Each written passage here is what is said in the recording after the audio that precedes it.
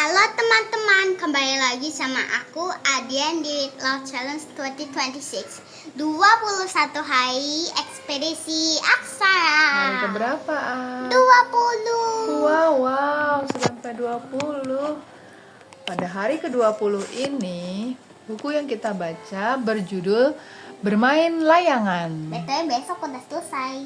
Iya, At pernah main layangan? Iya, Di mana ya? di pantai. Di pantai loh. At di sini di Lombok, di Kota Mataram. Kalau main layang-layang di pantai. Ini bukunya masih ditulis oleh Redite Kurniawan, diilustrasikan oleh Masrur Kusyairi. Kolaboratornya Perpusnas Press. Press. Express. Di desa Uripan sedang dilanda musim angin. Mirip nih sama angin yang kita. Angin bertiup kencang setiap hari. Setiap sore angin bertiup semakin kencang.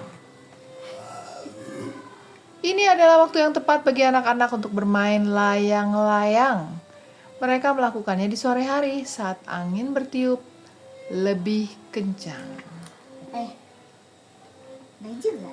Bagus, Eko, Adi dan Sigit tidak ketinggalan. Mereka juga senang bermain layang-layang. Mereka melakukannya di tanah lapang. Anak-anak ini membuat layang-layang sendiri. Mereka akan membuat kerangkanya terlebih dahulu. Kerangka layangannya dibuat dari bilah bambu. Jago ya, dia nggak beli ya. Emang bambu ya? Betul, nggak beli ya, mereka bikin sendiri. Mereka membuat layang-layang di rumah Eko. Pekarangan belakang rumah Eko banyak ditumbuhi pohon bambu. Jadi mudah untuk mengambil bahan yang dibuat kerangka Kayaknya layang-layang. pohon yang kemarin juga, kayaknya mirip-mirip gitu, atau pohon yang lain. Dibuat tulupan. Iya.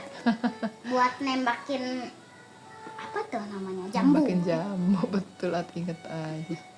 Selanjutnya mereka menutup kerangka tersebut dengan kertas sampul coklat. Kebetulan Bagus masih mempunyai sisa sewaktu menyampul bukunya. Bagus dan Eko lantas menempelkan kertas tersebut. Kini layang-layang Bagus dan Eko sudah jadi. Mereka mencoba layang-layang tersebut. Sepertinya layang-layang itu bisa terbang tinggi. Sekarang giliran Adi dan Sigit yang menempel kertas tersebut ke kerangka layangan mereka. Sayangnya, kertas itu tidak cukup luas. Adi cemberut seketika. Eko lantas mencoba mencari sesuatu di rumahnya. Dia tahu bahwa dia tidak punya kertas. Jadi bahan apa yang akan dibuat layang-layang? Aha, ternyata Eko punya ide. Dia keluar dengan sebuah plastik kresek yang besar. Lalu membelah kresek itu sehingga menjadi lebih lebar. Adi bertanya apakah plastik bisa dijadikan layang-layang? Tentu saja bisa. Demikian kata Eko. Kayaknya yang waktu itu beli kayaknya dari plastik. Bagus dan Eko lantas membantu dua temannya untuk membuat layangan mereka. Setelah plastik dilem kerangkanya, kini layangan sudah siap diterbangkan. Mereka kemudian menuju ke tanah lapang. Di tanah lapang berada di sebelah balai desa. Mereka bisa bermain dengan leluasa di sana. Ternyata sudah banyak anak yang juga bermain di sana. Layang-layang mereka juga beraneka bentuk dan warna. Ada yang berbentuk ikan, ada juga yang berbentuk naga. Namun semua layang-layang itu terbuat dari kertas. Tidak ada satupun yang terbuat dari plastik. Adi dan Sigit jadi ragu untuk menerbangkannya. Kini Bagus dan Eko sudah menerbangkan layangan mereka, sedangkan Adi dan Sigit masih melihat saja. Sepertinya layang-layang dari plastik tidak bisa terbang tinggi. Begitu yang Adi dan Sigit katakan.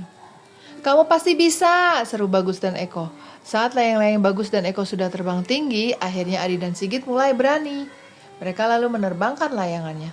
Ternyata layang-layang dari plastik merah itu dapat terbang tinggi. Mereka semua senang sekali. Mungkin karena dari plastik, mungkin plastik lebih apa tuh namanya?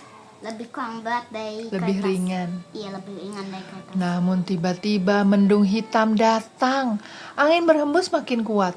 Gerimis juga mulai bermunculan dari atas langit. Pulang. Bagus dan Eko buru-buru menarik layangan mereka. Tentu layangan dari kertas akan robek jika tertimpa hujan. Sementara layang-layang Adi dan Sigit masih ada di udara.